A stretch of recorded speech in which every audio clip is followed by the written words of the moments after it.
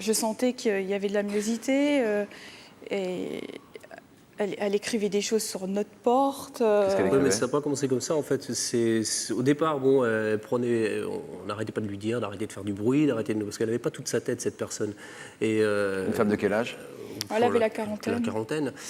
Mais au bout d'un moment, bon, bah, ça commence quand vous appelez les HLM, que ça bouge pas beaucoup, que la personne, elle arrête pas de vous emmerder, quoi. Bon, au bout d'un moment, moi j'ai pété les plombs, hein, donc et je suis monté la voir un jour. Je me souviens, c'était un matin de Noël. Et donc j'ai pas mal haussé le ton.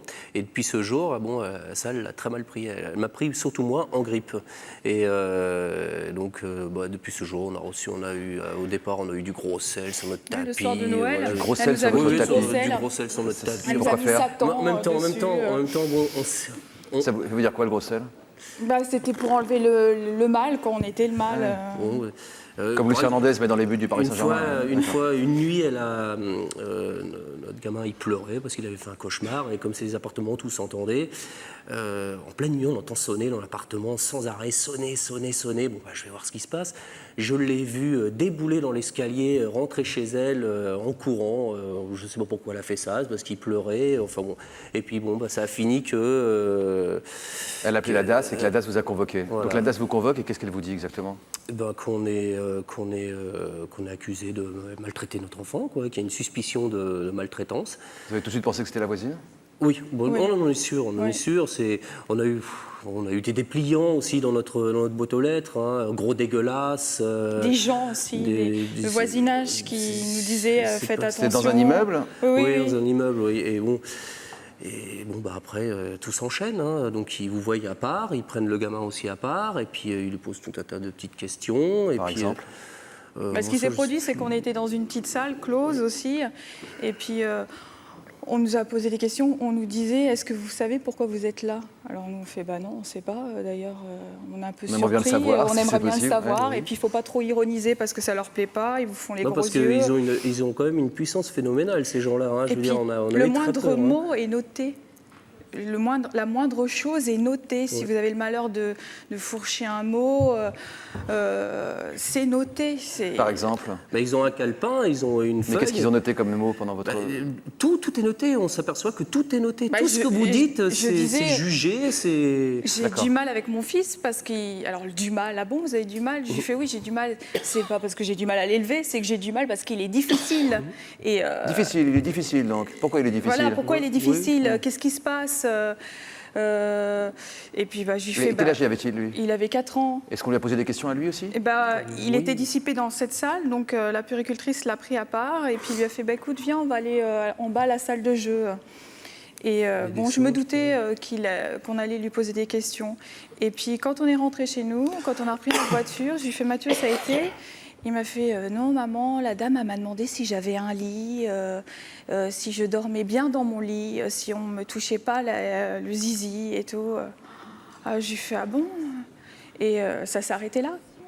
Ça s'arrêtait là et on ne peut rien dire parce que vous n'avez pas vérifié. Puis ils vont vous dire mais jamais on a dit ça à l'enfant. Vous êtes rentré chez vous, ensuite on est venu vous rendre visite pour voir s'il avait un lit, s'il dormait bien, si on ne lui touchait pas son zizi. Comment ça s'est passé exactement? L'assistant social qui était là, je le connaissais déjà. Donc peut-être que ça a joué. C'était quelqu'un de très gentil. L'assistant social? L'assistant social, oui, c'était un homme. Et lui, ça passait bien. Mais la dame, par contre, qui faisait partie de la protection de l'enfance, elle, par contre, un petit peu moins sentie. C'est-à-dire, comment elle s'est comportée? Ils ont visité tout l'appartement, ils ont visité la cuisine. On avait un martinet, mais le martinet, c'était en aucun cas pour notre fille, c'était pour le chat. Elle nous fait, c'est quoi le martinet, là? C'est pour votre enfant? Le moindre petit truc... Non, mais le vétérinaire nous a dit qu'il ne fallait pas taper le chat avec la main. Il déchire mes rideaux, j'ai pris quelque chose, quoi. Tout est pris... Tout est noté, tout est pris en considération. Tout ce qu'il y a chez vous, il l'observe, il regarde, c'est vraiment... Après, on a été dans la chambre de mon fils, et c'était assez paradoxal parce qu'il est très turbulent, mais il aime bien mettre tous ces petits bonhommes, tout bien sur sa commode, bien rangé. Il se faisait Et on m'a fait, madame, c'est vous qui avez mis ça comme ça? Pour faire bien? Pour faire bien. Le tiroir de la commode de mon fils était ouvert pour voir s'il avait des vêtements. Bon, il avait une petite chambre jolie. L'éducateur, enfin l'assistante sociale a fait bon, c'est bon. Mais elle, on sentait, elle voulait continuer. Elle a été jusque dans la chambre des parents. On sent. Est-ce que vous avez douté, je vous pose la même question qu'à Magali et à Christophe, est-ce que vous avez douté l'un de l'autre? Oui. Vous avez pensé que... parce que mon mari, dans son éducation, est très strict. Je suis assez rigide, donc bon... Ah oui. Oui. Il parle fort et tout, alors j'ai fait, te rends compte, t'as qu'à parler moins fort, pourquoi tu parles fort comme ça? Voilà où on en est maintenant. Comme tous s'entendaient, quand les fenêtres sont ouvertes, je fais, mais on fermait les fenêtres quand on disputait notre fils, on était rendu là, et lui, il en jouait. Mathieu, dans la baignoire, il fait, ah maman, au secours! Et j'ai dit, ah, chut, arrête, il en rigolait, lui. Et il en jouait. Et, mais il faut comprendre que ces enquêtes sont nécessaires dans le cas où, évidemment, les choses sont véridiques. C'est très bien, mais... Qu'est-ce qui a été le plus difficile à vivre pour vous? C'est cette suspicion, alors qu'on était innocents, c'est tout. Et puis le regard des gens, vous descendez de votre immeuble, et les gens, ils savent... La rumeur est partie? Ils savent que vous allez avoir enquête parce que vous ne savez pas ce qui va vous tomber sur la figure, mais tous entre eux, ils parlent, ils savent déjà. C'est la méchanceté humaine, qui vous ont lancé cette chose-là sur la figure. Il faut dire que nous aussi, on était un couple qui est assez en retrait de tout ce voisinage. C'était bonjour, bonsoir, et c'était tout. Notre enfant, il était en privé, il n'était pas à l'école d'en face. Donc c'était les gens, ils veulent s'y croire. Donc raison de plus pour vous mettre un peu à l'écart. Les brebis galeuses, ceux qui sont exclus, de toute façon, automatiquement, souvent, on s'acharne sur eux. Ça a été insupportable, enfin galeuse, ça a été insupportable au point de vous pousser à déménager. Ah oui, oui, parce que ça devenait invivable avec elle. Bon, je suis déjà pas gros, j'avais perdu 10 kilos, je tenais plus debout, j'étais sous antidépresseurs. Et tout ça, en plus, il faut le garder pour soi, parce que comme disait madame, il faut être fort pour l'enfant. Il n'avait que 4 ans, et lui, il ne comprend pas. Ça s'arrête là. On lui a dit est-ce que ton papa te touche son gizi et tout, mais lui ça s'arrête là. Après il retourne dans son univers d'enfant, mais vous ça s'arrête pas là. Comment s'est terminée l'enquête une première fois, juste la première fois?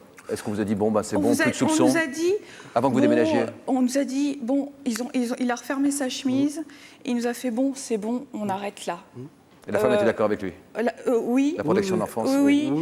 Au quoi qu'elle a fait, peut-être qu'on va...